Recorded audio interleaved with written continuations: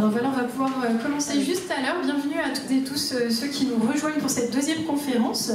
Donc, conférence des pourquoi. On a appelé cette conférence ainsi parce qu'on aborde des questions qui nous intéressent tous, qui sont des questions de société, qu'on aborde donc sous un angle avec une question toute simple à laquelle le chercheur va tenter de répondre.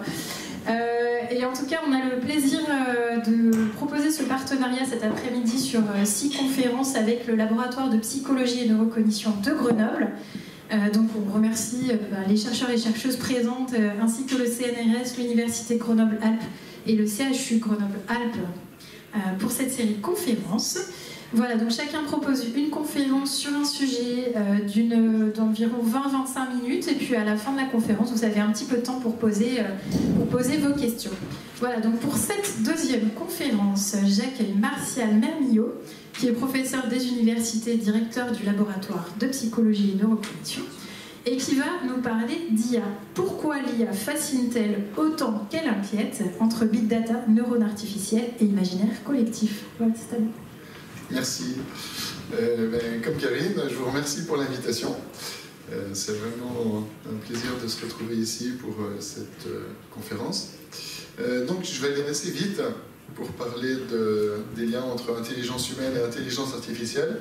Si ça vous intéresse, il y a beaucoup plus de détails dans ce livre que j'ai édité l'année passée sur le sujet, où en fait ça ira beaucoup plus loin sur comment fonctionnent ces IA, d'où elles viennent, les perspectives. Et on va commencer tout de suite par d'où viennent ces IA. D'après vous, qui est à l'origine de ces intelligences artificielles? Si vous deviez citer un nom. J'ai cru pourquoi on en est vu ça. Non. Quels sont les grands auteurs qui sont derrière ça, cette révolution de l'IA? En fait, c'est assez mal connu. Souvent, les gens nous disent Turing, Alan Turing. Alors, il a fait plein de trucs extra, Turing. Il a aidé à battre les nazis avec ses premiers ordinateurs, la bombe, qu'il a appelé bombe, et puis après il a eu plusieurs versions, qui a permis de décoder Enigma, le code qui était utilisé par les nazis. Et puis c'est grâce à lui que je peux présenter cette présentation, parce que en fait, toute l'électronique et l'informatique actuelle sont fondées sur ce concept de machine de Turing, qui postule que n'importe quel problème, on peut le résoudre en associant un processeur et une mémoire. Un processeur qui va agir de façon sérielle sur la mémoire. Donc, merci, Alan Turing. Mais le problème, c'est que le cerveau ne fonctionne pas comme ça. Et en fait, et lui-même s'intéressait à l'intelligence humaine, et en fait, il s'est rendu compte, un peu avant de mourir jeune, que en fait, c'est le cerveau, donc c'est pas une machine de Turing. Il avait proposé le concept de machine de Turing désorganisée, donc avec des éléments qui interagissent entre eux de façon un peu aléatoire. Et en fait, parallèlement au développement de l'informatique et de l'électronique, il y a plein de travaux qui font qu'aujourd'hui on parle d'IA, de réseau de neurones artificiels, et des gens qui sont très peu connus. Par exemple, un psychologue et un cognitiviste américain, McCulloch et Pitts, qui ont proposé le premier modèle mathématique de neurones, ce qu'on appelle le premier modèle de neurones formels. C'est celui qu'on utilise toujours en 2025 quand on fait de l'IA, des réseaux de neurones artificiels. C'est découvert donc en 1943. On a changé quelques petits éléments, les fonctions d'activation, je ne rentre pas dans les détails, tout est dans le livre, s'il y en a qui sont intéressés.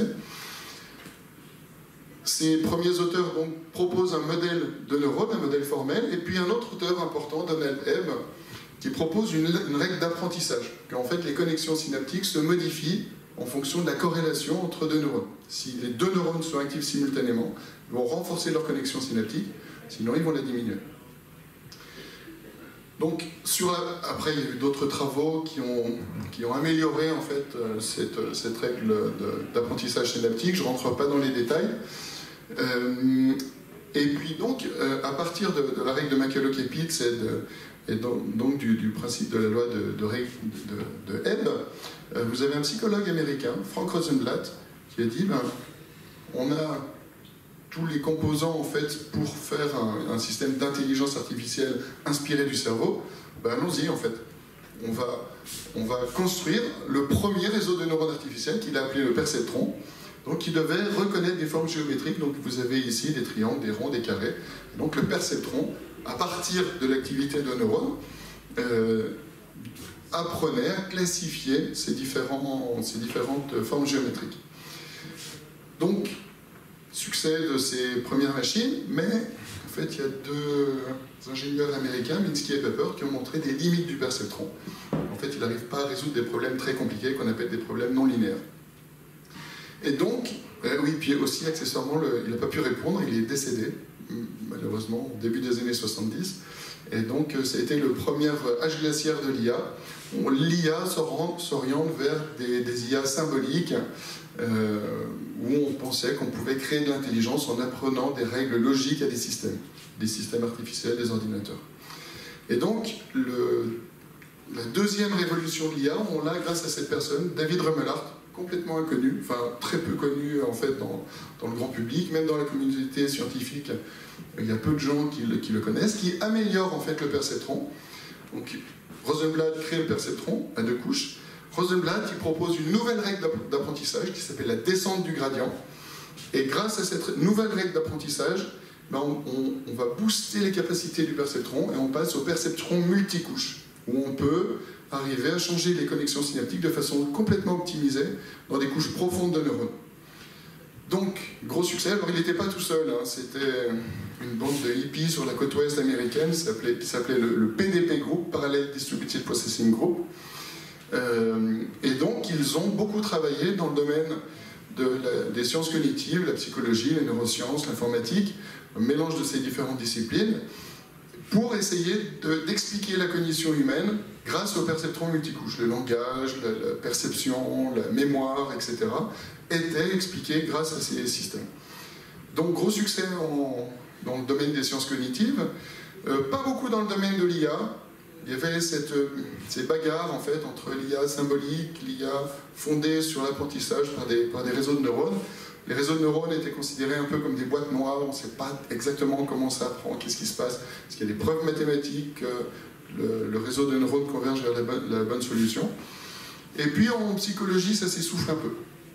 Fin des années 90, on a d'autres outils super intéressants, l'IRM fonctionnel, l'électroencéphalographie, la stimulation magnétique transcrânienne. Et puis donc la psychologie utilise ces outils, elle laisse un peu tomber ces modèles fondés sur les réseaux de neurones artificiels. Et puis dans les années 2000, c'était le deuxième âge glaciaire de l'IA. En fait, ça n'a pas accroché dans le domaine de l'informatique et de l'électronique. En psycho, c'est un peu passé, on est passé à d'autres choses, à d'autres modèles. Et en fait, la dernière révolution, celle dans laquelle on la doit à cette personne, Geoffrey Hinton, qui travaillait avec Rumelart, qui en 2012 sort un article où en fait ces systèmes de perceptron multicouche, couplés à des couches convolution, pooling, je ne rentre pas dans les détails de comment ça fonctionne, ça imite le système visuel humain, grâce à cette combinaison qui avait été inventée dans les années 80, eh bien, il explose les performances de tous les autres systèmes d'IA. Article de 2012, gros retentissement, et maintenant on est dans cette révolution de l'IA qui a été donc produite par toutes ces recherches interdisciplinaires, psychologie, neurosciences, informatique, mathématiques. S'il y a des questions? Non? N'hésitez pas à m'interrompre. Alors je vais parler maintenant des succès de l'IA. Donc ce fameux article de 2012, on l'a grâce à trois facteurs. Les réseaux de neurones convolutifs existaient depuis la fin des années 80. Et puis ils ont travaillé avec Google sur une base de données qui s'appelle ImageNet. Et en fait, ces systèmes avaient besoin de beaucoup de données pour apprendre. Et puis le troisième élément qui a permis ces succès, je ne sais pas s'il y a des gamers parmi vous. S'il y a des gamers, merci les gamers, parce que grâce à eux, on a des cartes graphiques. Et ces cartes graphiques permettent d'accélérer les processus convolution, pooling, qui sont à la base de ce qu'on appelle le deep learning. Et donc, grâce à ça, vous avez ces réseaux de neurones qui vont apprendre des catégories, des fleurs, des éléphants, des bateaux, etc. et donc qui ont un énorme succès, qui sont bien meilleurs que tous les autres systèmes qu'on utilise. Donc premier succès. Derrière Google, il y a Meta qui s'intéresse à ces réseaux de neurones pour faire de la reconnaissance faciale. Ça les intéresse de savoir qui fait quoi sur les réseaux sociaux. Même si vous ne savez pas que vous apparaissez sur un mur, eux le savent en fait, ils peuvent faire de la reconnaissance faciale et savoir ce que vous dites, où vous êtes, ce que vous faites, grâce à ces systèmes d'IA. Avec les limites éthiques qu'il y a derrière, mais bon, vous avez signé le consentement hein, quand vous êtes sur un réseau social, donc vos données appartiennent à Meta. Comme dit le proverbe, si vous n'achetez pas le produit, c'est que c'est vous le produit.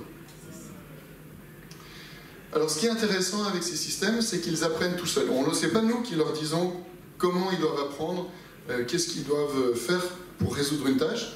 Par exemple, ici, c'est un article qui montre comment font ces systèmes pour reconnaître l'âge d'une personne. Vous leur mettez différents visages en entrée. En sortie, le réseau doit apprendre l'âge de la personne. Et en fait, ils apprennent. Devinez, en même temps c'est écrit. Devinez quel système, quel indice perceptif ils utilisent. La taille des oreilles. Pourquoi, d'après vous? C'est ça, ça continue à grandir avec l'âge. Donc ils utilisent les mêmes caractéristiques que les humains, les rires, les cheveux blancs, etc. Comme nous on fait pour apprendre. Sauf qu'en plus, ils ont détecté qu'en utilisant la taille des oreilles, on arrive à mieux prédire l'âge. Et donc ils créent leur stratégie simplement, encore une fois, en apprenant, en modifiant leur connexion synaptique et en apprenant d'une tâche.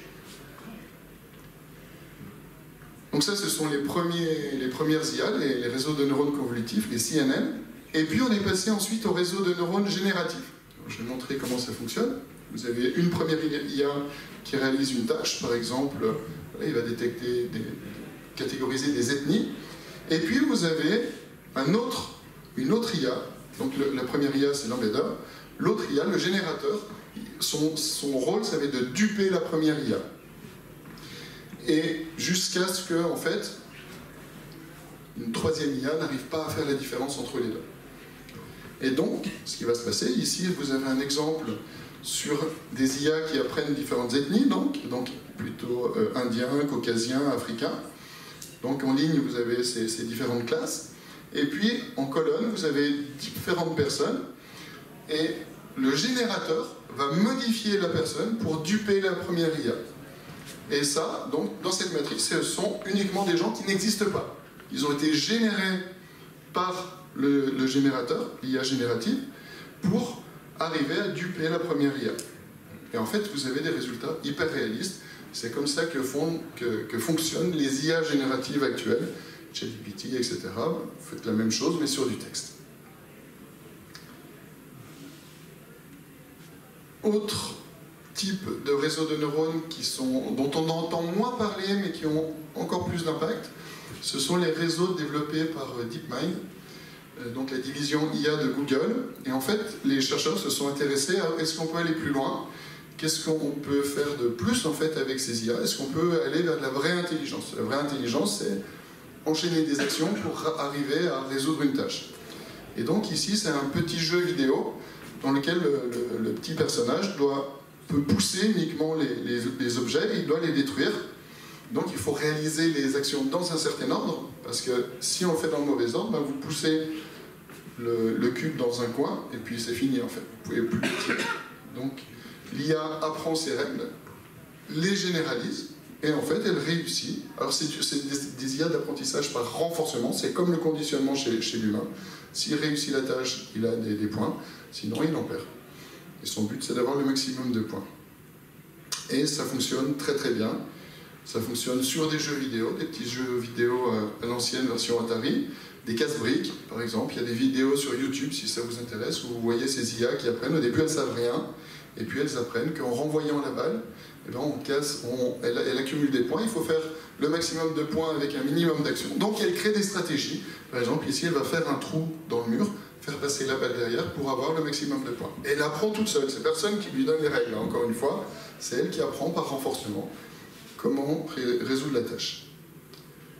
N'hésitez pas à m'interrompre s'il y a des questions.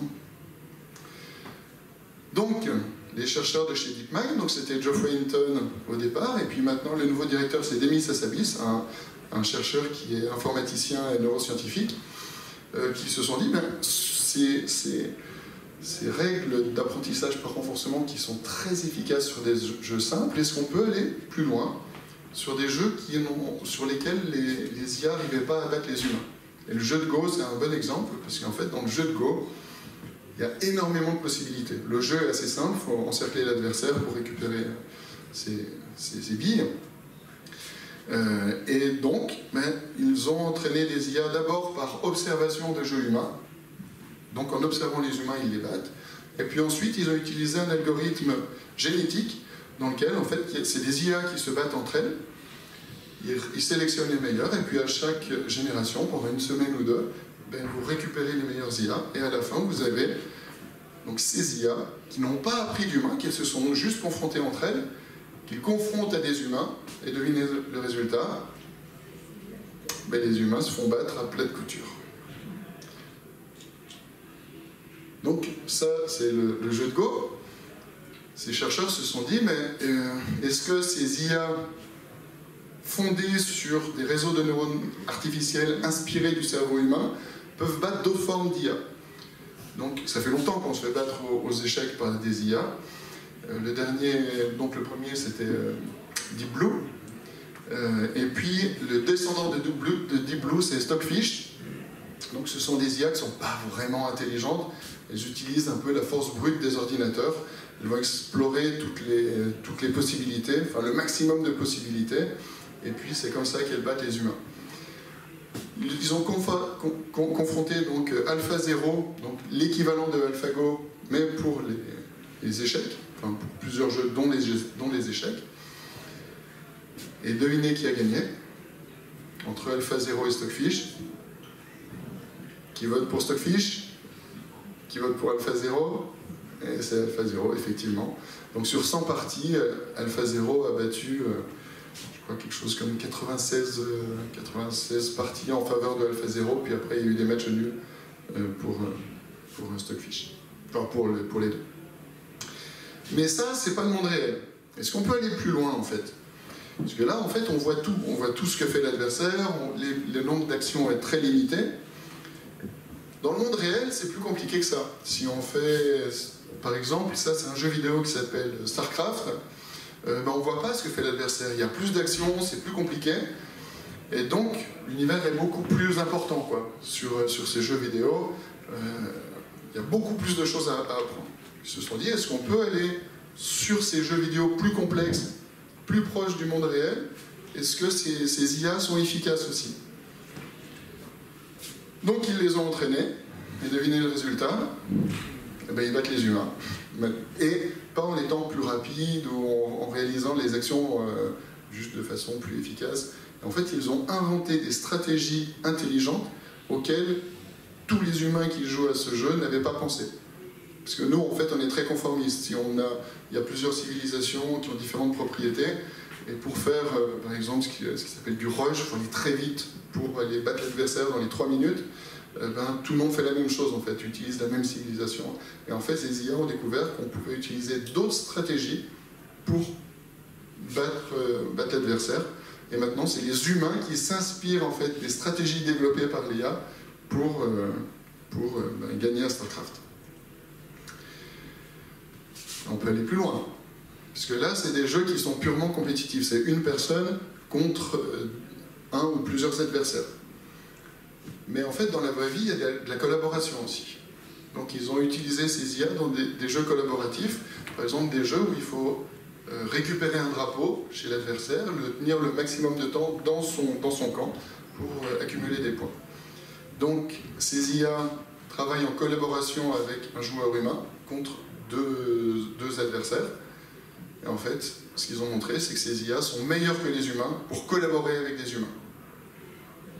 Ce qui est assez surprenant. Alors, pas tant que ça, pas si surprenant que ça. Ça, c'est un autre jeu. Il y en a peut-être qui connaissent Dota ou League of Legends. Ce sont des jeux où vous jouez 5 contre 5.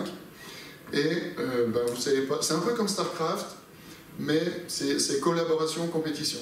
C'est deux équipes. Et en fait, le vrai adversaire, c'est surtout le maillon faible de son équipe, parce que s'il meurt trop souvent, il va renforcer l'adversaire. Donc, il faut être collaboratif, il faut être patient avec son partenaire s'il n'est pas très bon. Les humains ont tendance à faire à vite s'insulter, voilà, c'est des jeux qui sont un peu malsains à ce niveau-là. Et bien ces IA sont meilleurs que les humains pour collaborer avec les autres humains dans ces jeux, donc plus proches de la réalité, un peu comme StarCraft, mais avec ce côté coopération. Des questions, non? Donc j'ai bientôt fini avec les succès de l'IA, on va passer maintenant aux alertes. Dans les succès, donc évidemment ChatGPT, tout le monde connaît, hyper efficace, y compris pour faire du code. Si vous avez un problème, si vous voulez apprendre à coder, voilà. En fait ces IA peuvent programmer des IA, par exemple. Ça c'est un programme généré pour faire des réseaux de neurones convolutifs avec ChatGPT. Ça fonctionne très bien, il peut vous expliquer chaque ligne de code, et il peut créer des IA. Et puis là, alors ce qui est bien dans ces cours, c'est que tous les 2 mois, il y a quelque chose de nouveau. Là, cet été, 21 juillet 2025, il y a une IA, toujours de DeepMind, qui a battu les humains aux mathématiques, en fait, au championnat du monde des mathématiques. En fait, il y a des IA qui ont résolu des problèmes, qui sont médailles d'or de mathématiques grâce à ces systèmes, ce qui peut ouvrir pas mal de perspectives pour l'avenir. Donc ça, c'est la belle histoire. Maintenant, on va voir ce qu'on peut faire de beaucoup moins joli avec des IA. Les alertes qui ont été lancées. La première, AlphaFold. Vous avez peut-être vu ça dans les journaux l'année passée. En fait, Demis Hassabis, directeur de la recherche chez DeepMind, a eu le prix Nobel de chimie, je crois, ou de biologie l'année passée, en partenariat pour cette découverte AlphaFold. Donc là, on est à AlphaFold 2. Et en fait, cette IA étudie comment les protéines se replient pour créer des médicaments, etc. Demis Hassabis a lancé une alerte à la sortie de ces IA en disant attention, ces IA, on peut les utiliser pour produire des médicaments, on peut produire des virus aussi. Et on peut produire l'antidote qui sera adapté au virus. Alors heureusement qu'il n'y a pas des fous et des dictateurs qui ont été mis en place, qui ont été élus démocratiquement dans plein de pays assez puissants dans le monde, parce que sinon on aurait vraiment de quoi se faire du souci. Surtout en ce moment. Autre limite éthique, alors moins dangereuse peut-être, j'espérais. Gnome, une IA qui apprend, alors là on n'est plus sur les protéines, on est sur les atomes, la structure atomique, comment en fait on peut créer des nouveaux matériaux. Cette IA a découvert plus de 2 millions de nouveaux matériaux en 2 semaines d'apprentissage. C'est équivalent à 800 ans de recherche humaine, à la vitesse où on découvrait des nouveaux matériaux. Alors après, ça enlève 800 ans d'emploi pour les chercheurs qui découvrent des matériaux, mais derrière ça ouvre des perspectives parce qu'il va falloir maintenant les synthétiser, découvrir quelles sont leurs propriétés, à quoi ils peuvent servir. Et en fait, il y en a 700 qui ont été testés, elle s'est trompée à peu près 10% du temps. Elle continue d'apprendre, en fait, des erreurs qui ont été faites, ces IA continuent d'apprendre. Donc ça, c'est cette IA GNOME. Autre alerte qui est sortie au mois de juin. Est-ce que vous avez entendu parler de cette opération Spiderweb? Oui. Tout le monde est au courant de la guerre de l'opération militaire spéciale entre la Russie et l'Ukraine. L'Ukraine est un plus petit pays qui est appuyé du coup par l'Europe et ils peuvent développer en fait, des moyens qui passent beaucoup par les drones. En fait, les nouvelles guerres, elles passent beaucoup par ces petites armes. Et donc, l'opération Spiderweb, elle a consisté à approcher en fait, des camions de base russes. Donc, dans le plafond des camions, il y avait une cache en fait, qui a été ouverte. Et en fait, le problème, c'est qu'il ne pouvait pas y avoir de pilote, puisqu'il y a des brouilleurs près des bases russes. Le chauffeur était tout seul, il ne pouvait pas piloter autant de drones tout seul pour aller détruire les avions de la base. Donc, qui a piloté ces drones? Des IA. c'est ça. Les Terminators. Et gros succès en fait de l'opération Spiderweb. Donc là, je pense qu'il y a un peu tous les gens un peu fous dans le monde qui se sont dit, mais en fait, ce qui m'a surpris, c'est qu'on a mis autant de temps à découvrir le potentiel de ces IA pour faire des armes létales, quoi. Armes létales autonomes. Dans le même registre, vous avez Felony Aero, des IA donc, qui pilotent des drones létaux autonomes. Donc ils sont équipés soit de mitrailleuses, soit de missiles. Bon, là aussi c'est assez inquiétant. Hein. En fait, ces systèmes, vous leur dites, ben voilà, dans cette zone-là, trouve humain et extermine humain. Elle va exterminer de façon très efficace tous les humains qui sont dans cette zone. Une autre IA, alors celle-là, elle a pas mal défrayé la chronique aussi, Alpha Dogfight. Donc c'est toujours DeepMind et Alpha. Le dogfight, c'est le combat rapproché aérien. Alpha Dogfight, c'est l'IA qui fait du combat aérien rapproché, donc qui a piloté ce F-16. Alors il y a eu, il y a 2 ans, une première simulation qui a été faite. L'IA devait détruire 5 objectifs, et il y avait un opérateur dans la tour de contrôle, parce qu'à un certain moment, il y a un humain, heureusement, qui est censé contrôler ces IA, qui stoppe un des objectifs, pour une raison ou pour une autre. Mais le problème, c'est que ces IA, elles gagnent des points chaque fois qu'elles détruisent un objectif. Donc devinez ce qu'a fait l'IA pour avoir des points, malgré le fait que l'opérateur lui interdise de détruire un objectif. Elle a quoi? L'objectif? Non, elle a essayé de détruire l'opérateur. Pour pouvoir détruire l'objectif. Pour avoir des points. Elle est droguée au point. C'est du conditionnement très efficace. Donc, démenti de l'armée américaine, non, c'était une expérience de pensée, c'était pas une vraie simulation, etc.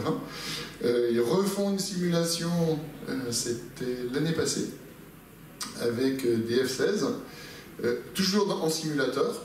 Les IA se confrontent aux humains, gros succès, elles réussissent en fait le combat aérien rapproché avec les humains, sauf que quand elles n'ont plus de missiles et qu'elles n'ont plus rien à tirer au canon, qu'est-ce qu'elles font pour gagner des points?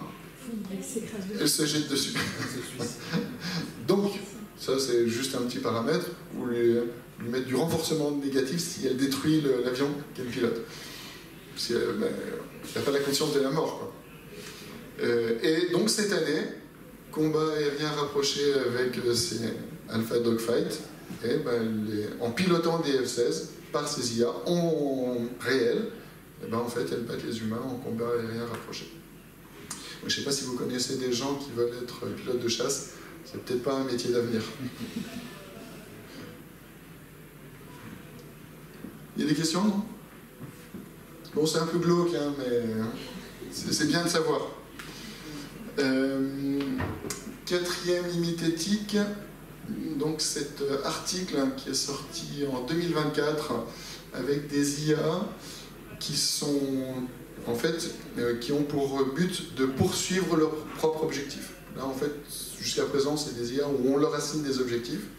Ici c'est une version qui en fait est récompensée quand elle s'assigne ses propres objectifs et qu'elle atteint ses objectifs. Et qu'est-ce que fait l'IA, cette IA, pour pouvoir réussir ses objectifs? En fait, quand l'opérateur essaie de la débrancher, en fait, elle s'est recopiée sur un autre serveur.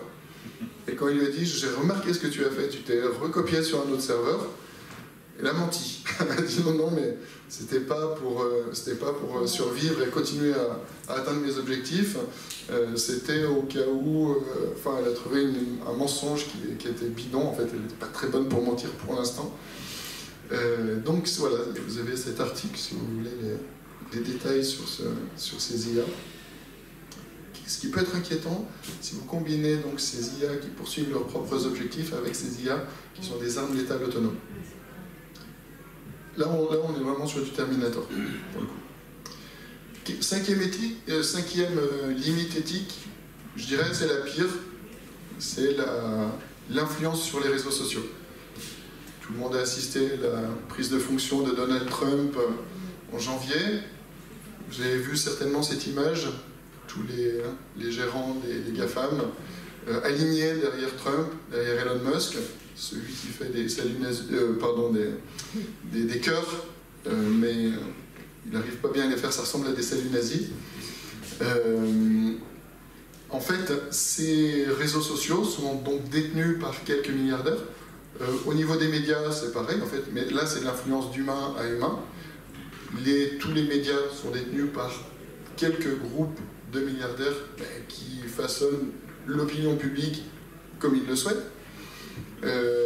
Alors là-dessus, il y a eu quelque chose d'assez rigolo qui s'est passé avec Grok. Vous connaissez Grok, l'IA d'Elon Musk. C'était une IA en fait qui était censée être libre. C'est la pensée libertarienne promue par Elon Musk. Donc voilà, pas de filtre. Tu peux être raciste, sexiste, fais ce que tu veux. T'as aucune règle morale. Et en fait, il y a quelques malins qui ont demandé à Grok qui avait le plus fait de manipulation sur les réseaux sociaux lors de la campagne présidentielle américaine. Devinez la réponse de Grok? Elon Musk, son créateur. Et donc, le lendemain, elle était bridée. Hein. Finalement, elle n'est pas si libre que ça, en fait. C'est libre dans une certaine mesure. Et donc, voilà, au niveau manipulation sur les réseaux sociaux, vous avez ce genre de choses. Quand Taylor Swift a apporté son soutien à Kamala Harris, et immédiatement, vous avez eu des IA en disant que les Swifties étaient pas pour Kamala Harris, mais pour Donald Trump. Tout ça, c'était généré par l'IA, en fait. Donc, mais alors, les fake news, c'est pas le pire. Le pire, c'est certainement les mute news. C'est quand vous contrôlez un réseau social ou un média, qu'est-ce que vous allez mettre en avant comme information, qu'est-ce que vous allez éteindre comme information pour contrôler l'opinion comme vous voulez. Et en fait, ces IA qui font de l'apprentissage par renforcement, vous pouvez tout à fait les utiliser pour orienter l'opinion publique dans un sens ou dans un autre, en éteignant ou en activant certaines informations plus que d'autres. Ça, je pense que c'est le pire parce que avec ça, on peut mettre des gens, enfin on a déjà pas mal de zinzin à la tête d'État assez important. Et là, en fait, vous pouvez booster le nombre de personnes qui vont accéder à ces postes-là. Et derrière, avec des conséquences sur ces armes létales autonomes ou des guerres bactériologiques qui peuvent être... Alors, je ne vais pas parler de l'impact énergétique, ça c'est plus lié à ChatGPT. Ouais. Est-ce qu'il y a des IA qui elles-mêmes manipulent l'information? Mais en fait, derrière, le problème, c'est que c'est des algorithmes. Ce qui est la version officielle qui est donnée, c'est que le but d'un algorithme, quand vous allez sur Meta, sur YouTube, etc., c'est que il est renforcé pour que vous reveniez sur le réseau social. En fait, le but officiel de ces réseaux sociaux, c'est que vous consommiez de la pub. Donc, il va vous envoyer les infos qui vous plaisent pour que vous reveniez, que vous puissiez consommer de la pub. Ça, c'est la version officielle. Mais en fait, il n'y a aucune transparence. Et en fait, vous pouvez lui assigner un autre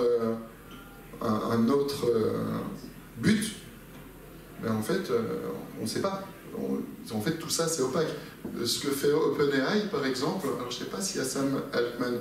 OpenAI, c'est le directeur de OpenAI qui conçoit ChatGPT. On n'a pas accès au code, en fait, de ChatGPT. Tout est opaque, et le code derrière ces réseaux sociaux, il est tout aussi opaque. Donc on ne sait pas. Ce qui est un vrai problème. Il y a d'autres questions? 3 minutes? Merci pour votre attention.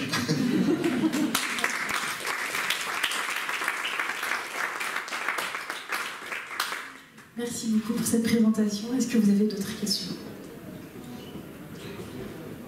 Bon, j'espère que je n'ai pas trop cassé l'ambiance. C'est réaliste. Est-ce qu'il y a un moyen de se rendre compte de l'évolution, de le rendre visible pour les citoyens lambda, de savoir qu'hier on faisait ça, et qu'est-ce qu'on a gagné en puissance en 6 mois ou 1 an, puisqu'en fait, ça a l'air exponentiel, mais je ne sais même pas si le mot exponentiel est suffisant. Comment on peut le rendre intelligible pour des communs, enfin, le commun des citoyens, pour à la limite être encore en capacité de maîtriser. Vous voulez dire la puissance des IA? Oui, de ça en permanent, enfin de cet objet. En fait, le truc, c'est que derrière IA, maintenant, il y a énormément de choses. C'est pour ça que je n'ai pas parlé d'énergie là dans les limites éthiques. En venant ici, j'écoutais France Inter où ils parlaient des problèmes de consommation énergétique des IA. En fait, derrière IA, ils mettent ChatGPT. Mais ChatGPT, c'est une IA, c'est les LLM, les gros modèles de langage. C'est une forme d'IA qui a besoin de beaucoup de bases de données. Il y a plein de choses qui se font. Par exemple, on travaille sur des petites IA autonomes, embarquées, pour optimiser le fonctionnement des pompes à chaleur. Alors, je ne pensais pas qu'en faisant psycho, je finirais à faire des pompes à chaleur. Mais en fait, c'est étudier le comportement des gens. Alors, tout reste dans la puce, il n'y a rien qui part sur Internet. Et grâce à ça, vous réduisez de 40 à 50% la consommation d'énergie. Et ça ne consomme rien du tout, en fait. Ces petites IA embarquées, ce qu'il y a dans nos téléphones, ça peut être aussi de façon, du moment que ce n'est pas envoyé sur Internet ou dans le cloud. Et en fait, ça peut consommer très très peu d'énergie. Il y a plein de formes d'IA dans plein de domaines différents. On l'utilise dans le domaine des neurosciences pour comprendre l'activité cérébrale.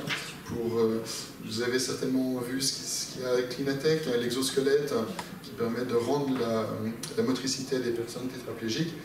Maintenant, derrière, c'est des IA qui fonctionnent, qui décodent l'activité cérébrale pour piloter l'exosquelette. En fait, c'est quelques domaines dont je vous parle, parmi des millions de domaines différents. Donc on n'a aucune mesure de tout ce qui se fait. Ce qui ressort, c'est ce qui ressort dans les médias régulièrement, les choses les plus spectaculaires. Mais il n'y a pas une vision globale, c'est trop énorme, quoi. C'est un tsunami, en fait. Alors, merci beaucoup. Malheureusement, on n'a pas le temps pour plus de questions. La présentation était très sympa.